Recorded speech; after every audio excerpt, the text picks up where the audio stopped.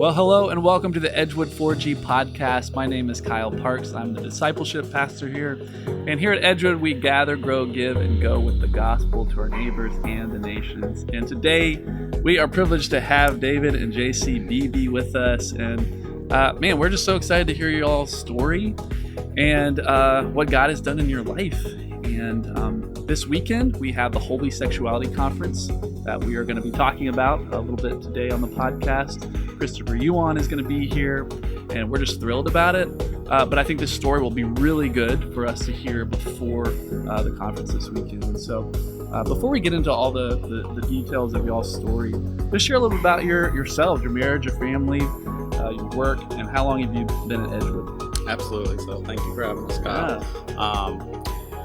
Jacie and I have kind of mixed thoughts on how the whole Edgewood journey started, like mixed recollections. I believe it started when our mutual friend Marty Thomas, she was Martha Davenport at the time.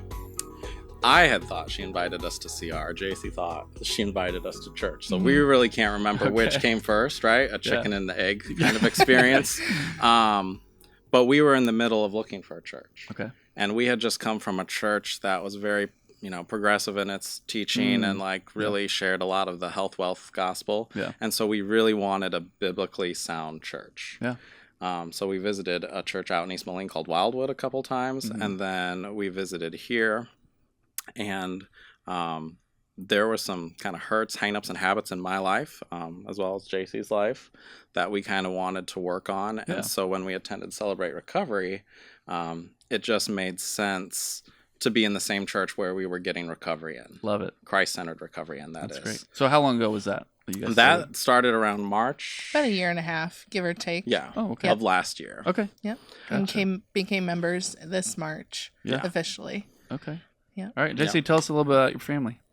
My family, I grew up as a younger sibling, grew up Roman Catholic. Oh, wow. So very different from Baptist. Oh, wow. But we've been together almost 10 years. 10 years this May. Great. Yep. And married 6 years. We have 2 kids, Josiah, who's 5, and Selah, who's 3.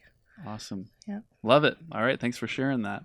So part of what we want to do today is hear David and Jacie's stories and just how God saved them and what he's done in their life. And so David, why don't you start out? Sure. And just, share your story, just how you're growing up and some of your background. Absolutely. So I grew up in a small town in Illinois, about 20,000 people. It's hometown to the world's best pizza. For those of you listening, it's Angelo's Pizza. You'll really want to get it. Shameless It's in plug. Rock Falls. Shameless plug. The Rock Falls area. So go get some pizza after this podcast. But I grew up kind of in this interesting mix of a family to where I found out later my mom and dad's relationship started when he was a pastoral counselor and he was married. And he started an affair with my now mom. Well, she's always been my mom, but with my mom. Yeah. And that caused a lot of friction in the family because my dad divorced. My mom and dad got together, and I was born into like all this kind of family conflict. Wow, yeah. Half siblings really resenting my mom, other half siblings being resentful of each other, and I'm just like, what the heck is going on? Yeah. But I felt like I kind of grew up as a single child because my older half siblings all moved out by the time I was like 8 or 9. Okay. And my dad was a pastor still at a small local church, and my mom was a dutiful pastor's wife trying to do the best she could, with Sunday school and teaching like that. But what was really difficult is that behind closed doors, my dad was very abusive. He was very controlling of my mom's time she spent with other friends. He was very verbally, mentally, emotionally abusive of my mom and I. Yeah. And even sexually abusive towards me. And so it was really hard kind of living that life of, hey, we're the pastor's family. Wow. We just look so shiny in a picture. Yeah. Everything looks picturesque. But there was just a lot of trauma that happened behind closed doors. Yeah. It didn't help that as I got older, around the age of puberty, I started noticing the taboo secret or the struggle, as I would call it. And I started to recognize, wait a minute, something's wrong with me. As a junior high boy, I'm not really attracted to girls like I should. And I started to notice that I developed same-sex attraction. Gotcha.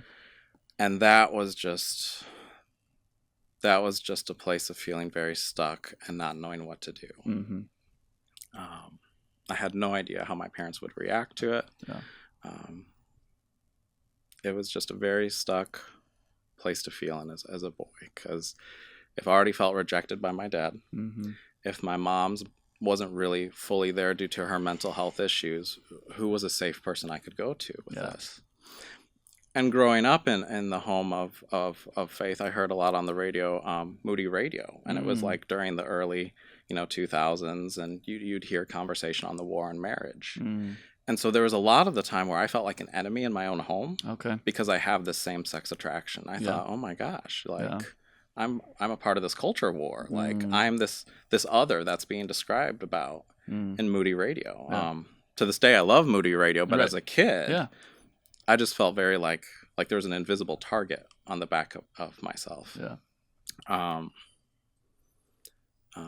eventually did kind of, I don't want to use the phrase come out. I was honest with my parents.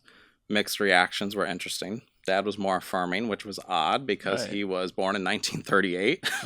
I had a bit of an older dad, and I thought he would have been more, kind of apprehensive. Mom was more concerned.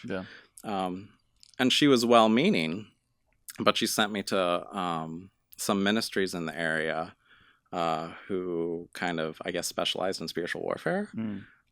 I don't want to say it was necessarily a pray away the gay kind of team or ministry, but I think there was an attempt there made. And it really didn't work. And at the same time, the reason it didn't work is because around the age of 14 is when I started becoming curious and became addicted to porn really early. And that was about an 18-year addiction. And so I was hopeful that I'd be delivered. But at the same time, the sexual addiction, the porn addiction was also like, no, you don't want to be delivered. And so how could I really find freedom from something I was enjoying? Not that there still wasn't an inner conflict. There was the whole time.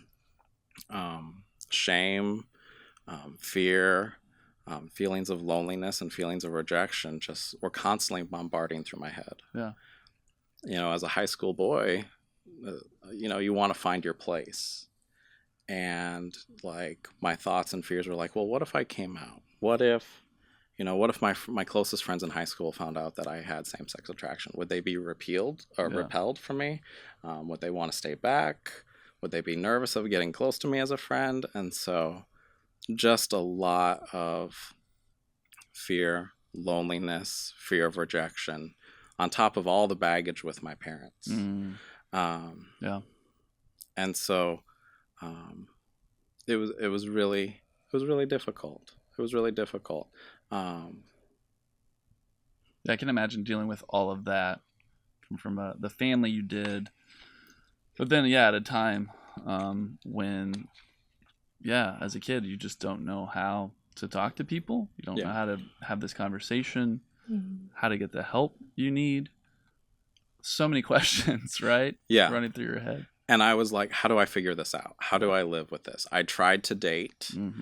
Man, I had some interesting dating experiences, but that's for another podcast. I tried to date women and tried to play the game of, quote, a Christian heterosexual male. I tried. It just never felt right. Until Jacie. Until Jacie came along. But it never really felt right. And finally, I got to the point, I think it was 2013, end of 2013, start of 2014. And I was like, you know what, God, I've tried. I have tried to live for you, even though that was a lie, because obviously I was still dabbling in porn. But I said, I've tried. And now I'm going to live for myself. And I kind of took that step away from God. And I'll never forget what one of my most beloved pastors in the past said. His name is Troy. And I told him that. And he's like, Dave, you know I disagree with you. Mm-hmm. You know I 110% disagree with your choice. But I love you. Mm. And you are always welcome here. That's and what I you will needed to always hear. love you. And Yeah. I didn't know how to process that. Yeah. Because my first gut instinct would be, you probably don't want me here in the Rejection, church. Yeah. shame, yeah. You don't want me here. Mm-hmm. There was another close family friend who I told, and I said, hey, I just want to let you know, I think I'm taking a step away from God. This is kind of the struggle I'm in, but I'm embracing it. Mm. And she looked at me and she smiled. And she's a person of faith. And she hugged me. Mm. And while I can't 110% read the intentions of someone's heart, it wasn't a hug that affirmed like a gay identity. Right.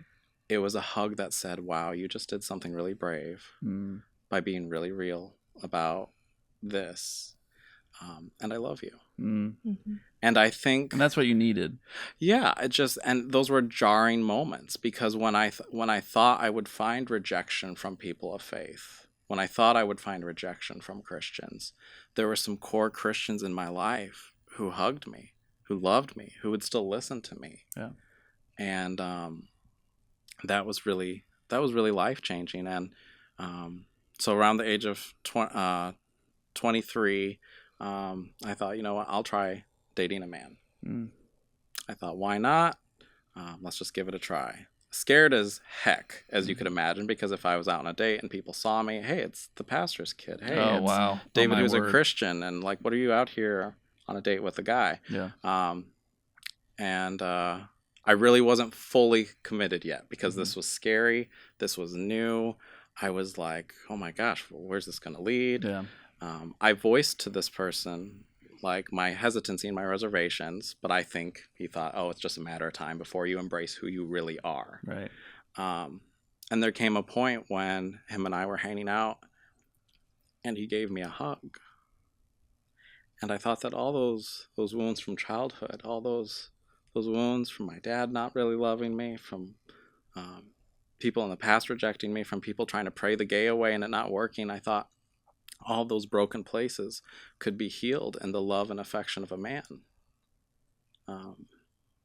And so as soon as he gave me that embrace, I looked over and there was a poster on my wall that I'd put up, ironically, not ironically, God planned it. I put it on my wall like 6 months prior, and if you've ever seen it, it's like all the names of God. It's like this yellow poster, and it has like King of Kings, Shiloh, Prince of Peace, Lord of Lords, Jehovah Jireh, Jehovah Rapha, you know, all those things. And I looked at that, and it was such a jarring, poetic moment. Like, I am looking at all of who God is while trying to have a person make me whole. Wow. Yeah. That's amazing. And it just felt so wrong. Yeah. I'm like, God, this is all of who you are. This is all I need is found in you, and not in the arms of a man. And in the arms of a man who I thought would help me feel better, who would make me feel loved, who would make me feel secure, who would make me feel safe. And I told him as he was hugging me, I'm like, this doesn't feel right. Wow. This doesn't feel right at all. And I told him why. And his hug chilled instantly. And from that point on, he was emotionally distant till we kind of faded off. Yeah. And it was so hurtful, because it's like, okay, I went through some of the fears of rejection of you know, kind of being real with some people, but also finding love from other people, right? Because there's always that mixed bag. Yep. You do find safety and warmth and love and affection from some in the body, and other people don't understand.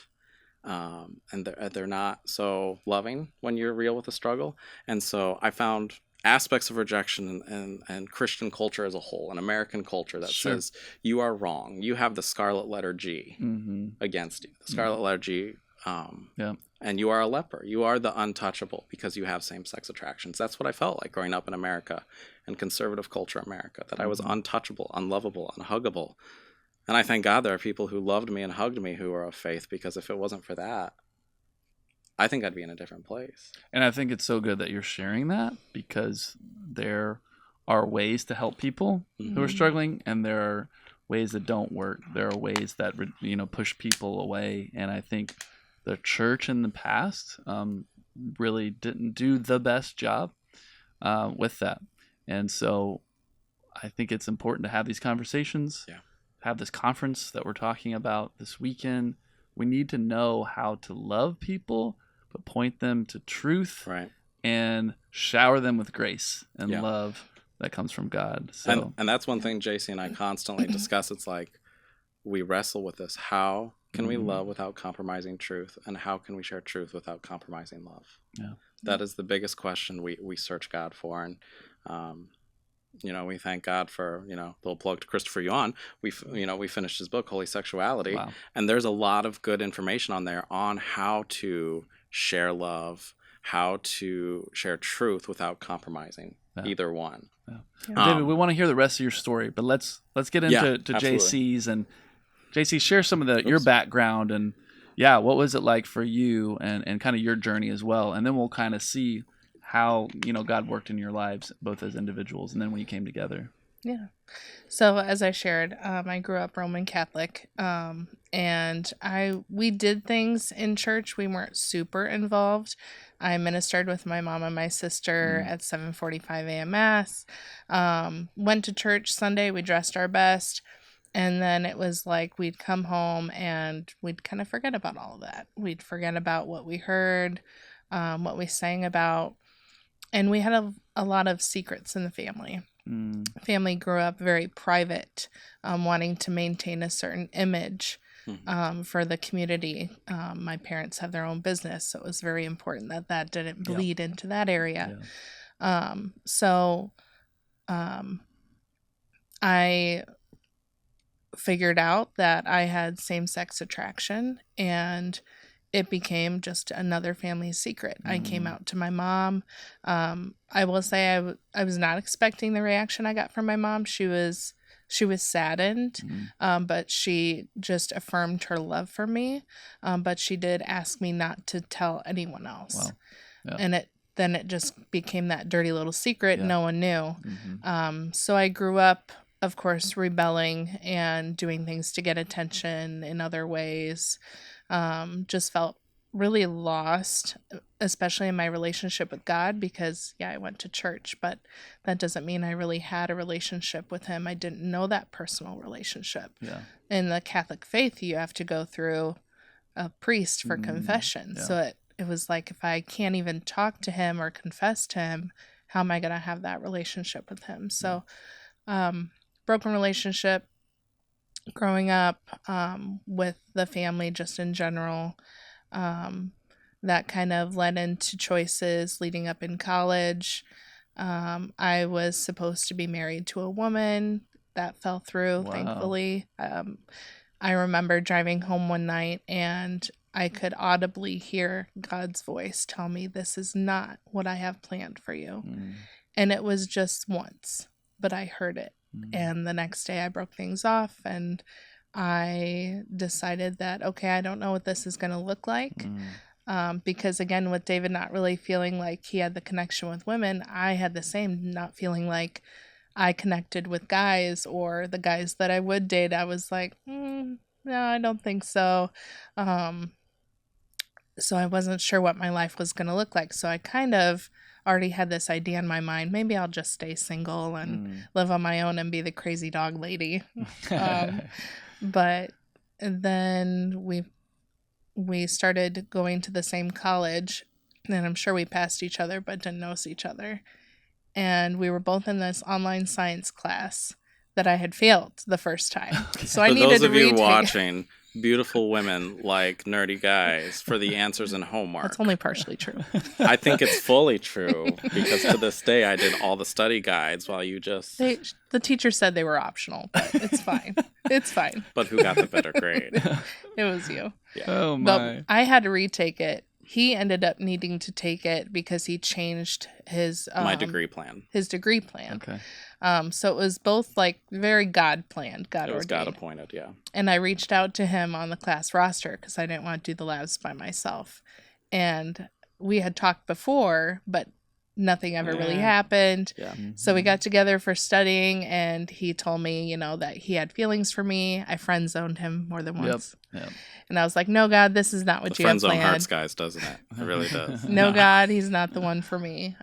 But then I started to have feelings for him, and kind of the rest is history. But Can I take a step Yeah. back? One thing to take a step back in is as a child in puberty and teenage years trying to figure this out, I kind of made a wager with God. I thought I would win. Who am I, though, to think I could win a wager against God? Clearly, that was foolish. Dangerous. Yeah, dangerous, right? Who gambles with God? The house always wins, right? I said, God, I don't think I could be in a heterosexual marriage with someone who doesn't understand the struggle, because I think there'd be way too many trust issues. Wow. Way too many trust issues. And I'm like, Lord, if you really want me to be in a biblically based marriage where the goal isn't, as Christopher Yuan said, it's not heterosexuality that's the goal, it's holy sexuality. That's the goal. Then God, I need you to bring someone into my life who understands what the struggle is like, so that there's empathy of what it's like. Wow. And so just a few months into us doing the labs together, we're chit-chatting on the phone as we're getting to know each other. And she kept being a little passive about who she dated in the past. And she finds... I was scared. She was very... Yeah. But the fact she's being passive, I kind of sensed, hey, something's up. But when she was real... and she said, I've been in a relationship with women, I knew right in that moment, because of that wager I made with God, I don't even know if this woman would ever be interested in me, but I knew she was the one that God had for me. Wow. Because I made that wager that I would only be in a biblically based, holy sexuality based marriage if someone understood. Yeah. You were begging God, this is the only way I can feel it could work. Right. Is if someone would truly understand and know who's been there. Yeah. Wow. And I want to be careful to say that's not everyone's answer. Oh, yeah, absolutely. For some people, it is celibacy with same-sex attraction. That's the only viable way that it can work. And that is its own path. But for me, it's like, Lord, I really need companionship. I really want companionship in my life. But God, I will only live this way if you can provide the right woman. And when she shared that, I think it was January, February that year, yeah. Barely 2 months into connecting, I'm like, okay, this is where this is going to go. Yeah. And so I'll let you pick off where you started talking about our love. Well, we got married in 2018, and then we had a kid right away, and that was a during little grad scary. school. That was intense. Okay. Yep. Yeah. Kind of leading into COVID 2020. But just seeing what God has done over the years in us individually and together as a couple, just because we found someone who shares this same struggle doesn't mean this has been a cakewalk. Oh, sure. It's made it right. easier than being in relationship with someone who doesn't understand that struggle fully. Yeah. But it's just like your walk with God. It's just like faith. Just because you choose that narrow path doesn't mean it's going to be easy. Yeah. You have to die to yourself. Pick up your cross every single day with every choice. And it's painful. Mm-hmm. Now let's backtrack just a little bit here. Everything you guys shared so far is just so good, I think, for everybody here. But David, what changed in your life after this experience? You see that really it's God is the only one that's going to satisfy you, right? So what changed in your life? What kind of shifted to kind of get you going down this path of being open to dating women? So I think from my perception, God saved me in multiple ways.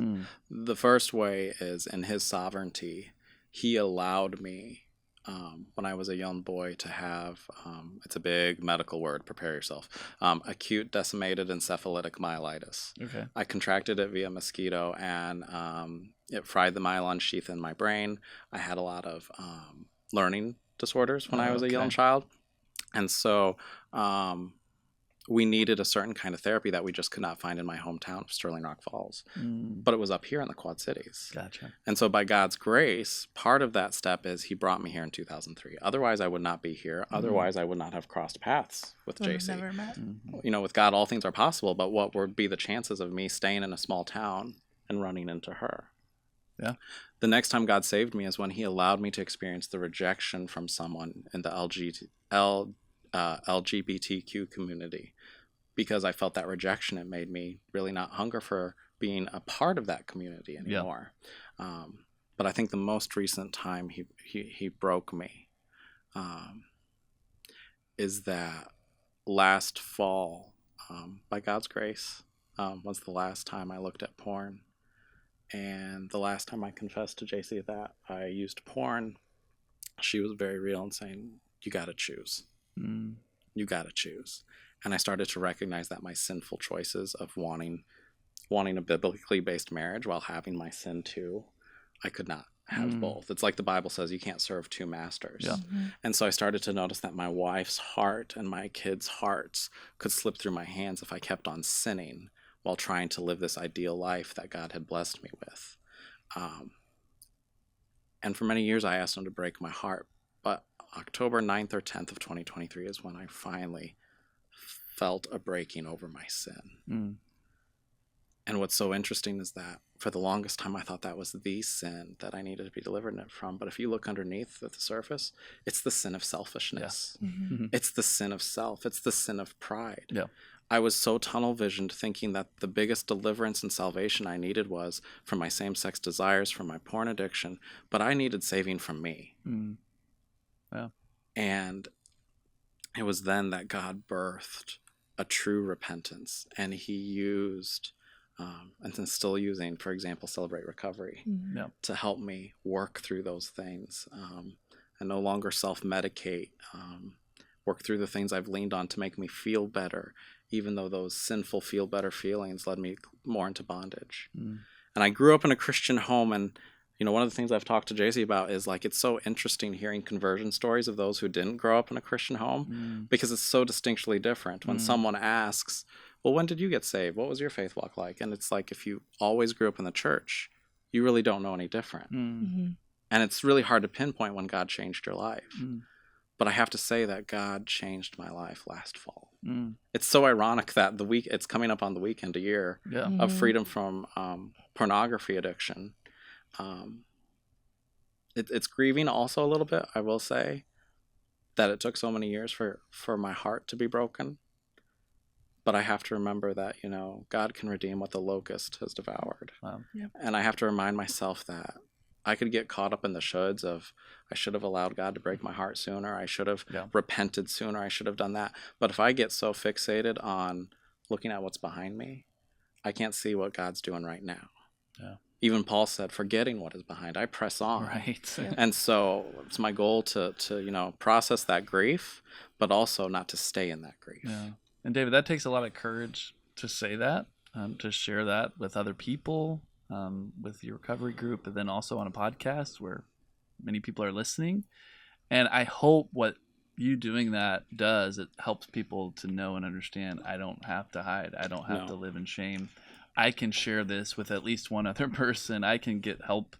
I can get help from my church, whatever that looks like, because we want to come alongside people and we want them to see them delivered from the sin and the things that they struggle with. And so hopefully hearing your story today will help some people say, okay, it's time for me to do something. And listener, be encouraged, because it's not just men who struggle with porn. Sure. I don't mind having you share. Yeah, so I actually dealt with porn myself. It was probably close to a decade, but there was a pivotal point in our marriage where I think it was our 1 year anniversary. Oh, it might have been our 1 year. I think it was 2 year. 2 year wedding anniversary, and we went away for a little getaway, and we came back, and he found my history on my phone and saw what I had been looking at, and he just bared his heart to me and told me, like how much it hurt him. And I broke down, and I was like, I don't ever want to make him feel that way again. And so that was the changing point for me. And I thankfully, that was my deliverance from it. And I haven't gone to it since. But when I was born again, I decided to get rebaptized, because in the Catholic faith, they baptize you as a baby. Yeah. But true salvation comes from one deciding with their own heart to give it to Jesus. So I decided to rededicate my life to Jesus, and was rebaptized in the fall of 2017. Okay. And so I'm like, I felt like a very baby Christian, a new baby Christian. So I call myself a toddler now. I still have a lot of growth to do. A wee little tot. Yeah.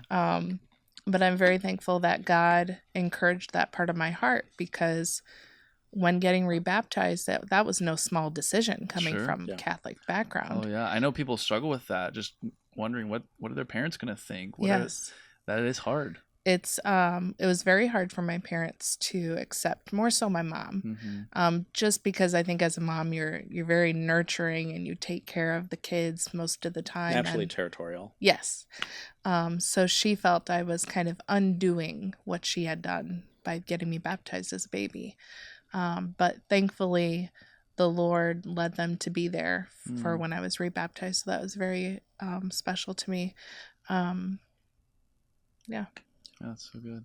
Okay, we have a little bit of time, so I just want to ask you guys some questions, follow-up stuff. And again, thank you so much for sharing your stories. I know it took a lot of courage. I know you guys have been praying about this. Yes.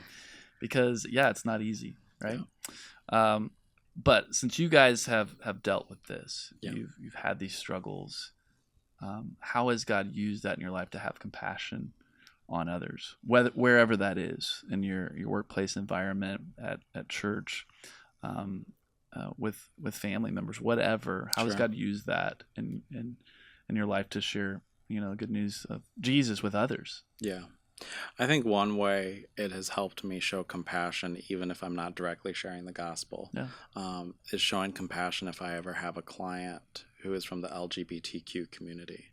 As a mental health therapist, we are very highly trained not to impose our values, our beliefs, faith, anything on a client, because that could strip us of our licensure. Sure.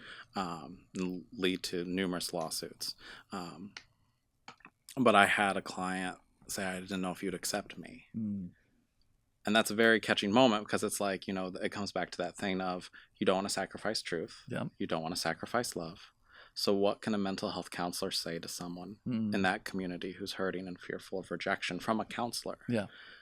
And I could say, all I know is this, is that you are a person of infinite worth and value, and you matter. It's so good. And so it's just affirming that when God created them and he called them good, they're good. Yeah, I mean, they're made in God's image. They're made in God's image, right? And we're all fallen and need him. But they're good because God made them, and he said they're good.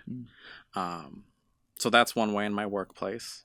As I've gotten courageous to share amongst several of my colleagues in the counseling field, there's a handful who open up and say, oh my gosh, my daughter or son is struggling with that. Thank you for telling me the story, because maybe you two should meet, or now you give me hope that God can do something. Wow. So that in itself.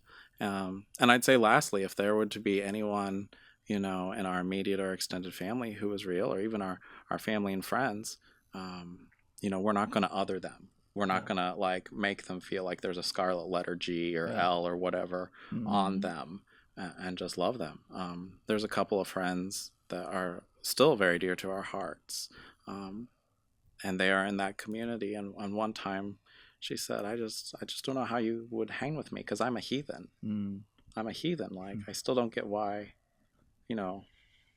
And so I don't know that person's heart, so I don't want to speak to it. Yeah. But I think what it speaks to is the fact, if there's shock that we hang out with them when they're aware of who they are, and they're aware of who we are as people of faith, that it really is just kind of this paradox that's hard to grapple with. Yeah. Wait a minute, these people of faith should be picketing and protesting, and yet they're having me over for a meal. Wow. And yet they're eating with me, and even though I'm, quote, a heathen, they're still willing to have time with me and love me. Yeah. Any other thoughts with that, Jacie? I think the important thing to remember is when people are open and honest with you and share their struggles with you, whether that be same-sex attraction or whatever that looks like, I think it's important to listen and have empathy. Absolutely. Versus, fixing or being like, oh, hey, let me reference this Bible verse, whether they're a follower or not. I think it's very important to just let them have that safe space.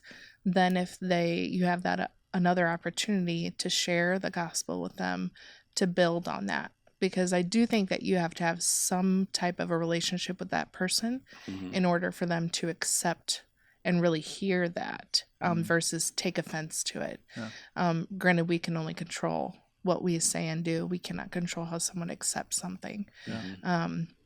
But I think that would be very important. And also I think that people see homosexuality as the bigger sin because it's visible. It is the most visible. It's not like greed or pride or. And I think we have an identity issue in our fallen world, and I think if you don't follow Jesus, it's even more of an issue because, we struggled with that. Yeah. With I'm going to choose my identity in same-sex attraction in this community, and really, I mean, even then, we still didn't feel like we had a true identity until we found Christ. Yeah. And I think that's so good for you guys to share. This issue is so much more complicated than people understand. It's layered. Yeah, absolutely. And so again, kind of going back to Church of the Past, dealing with one way, I think we've hopefully learned a lot. And then having Dr. Christopher Yu on here to help understand, those different layers. Why is this such a struggle for people? Mm-hmm. Why is change such a huge thing? Why can't they just try harder or pull up their bootstraps and just make the change happen? And there are multiple factors, I think, when it comes to people who might come out as same-sex attracted or struggle with that. And so I think this conference and then you guys just sharing this stuff is just going to be very beneficial for our people. I think one area where the challenge is communication and understanding and definitions and all those things. Yeah. Because while people of faith can say this is a sin, we are speaking of the sexual action. Yep. Those in the community see it as who they are. Right. And so there's this big kind of this misfire, I guess, where people in the LGBTQ community feel rejected because it's how they see themselves. This is not just an activity between two people. Right. This is the core of who I am. Their very being. And so when we try to address it's the behavior, it's the sexual behavior, they perceive it as a complete rejection of them as a person. Yes. And that's so far from the case because it's very reductionistic to say the core of who I am is just who I'm attracted to and have relations with. There's more to you. You like comedy movies. You like this, There's more to a person than just an attraction. Yeah. Yep. You guys have hit on some of this, but I just want to ask one final question. What would you encourage other Christians to do if someone they knew came to them and revealed they were grappling with same-sex attraction? How would you encourage those believers if someone comes to them? Yeah. Do you want to start? I've started a lot. That's okay. Go I ahead, actually Jacie. was going to reference what you had said to your client, that you are valued and have worth, and that you're not just this lost person. You have a home. You might not have found it yet, That's but good. you have a home. Right. And I think that, again, I know I've said it earlier, but listening and showing empathy are two of the biggest things someone could do, because if you're too quick to speak, you could hinder them sharing more with you or feeling like you're that safe place. It's the same thing as someone's struggling with something, or they're dealing with some mental health struggle or depression, or a family member just died. Often, what do we want to do? We want to fix it. We want to help them feel better. Yes. Right? Yeah. But often we do that too quickly, and we don't ask the questions. We don't just sit and listen or just sit with them in their grief or their sorrow, their pain, or whatever their struggle is. To be still. Yeah. And like one of my favorite Psalms is that the Lord is close to the brokenhearted. And so what more to do than to love? Yeah. If they're open to an embrace, hug them and be that closeness. Because again, there's feelings of fear of rejection. There's probably feelings of loneliness. There's all these layered feelings as we've discussed. But if I find comfort in knowing that when I can't make sense of myself, when I can't make sense of life, that God is close to me, if I could mimic that for someone else who doesn't really know how to fully make sense of themselves or life, if I could be close to them and mimic that same godly closeness to them that the Lord gives me, and their brokenheartedness and their broken places, I think that's so healing. Yeah.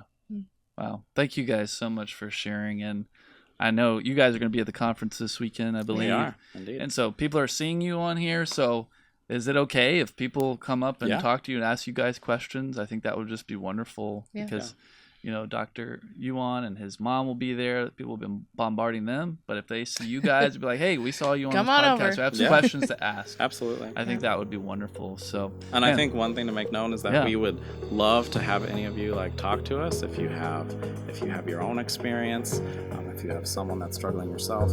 But please know that in our short journey, and even though we've read books on this topic and we listen to sermons on this topic, we still don't have all the answers. Right. The one thing we do have is the love and hope that's found in Jesus Christ. And while we don't have all the answers for all these layers, we do have him.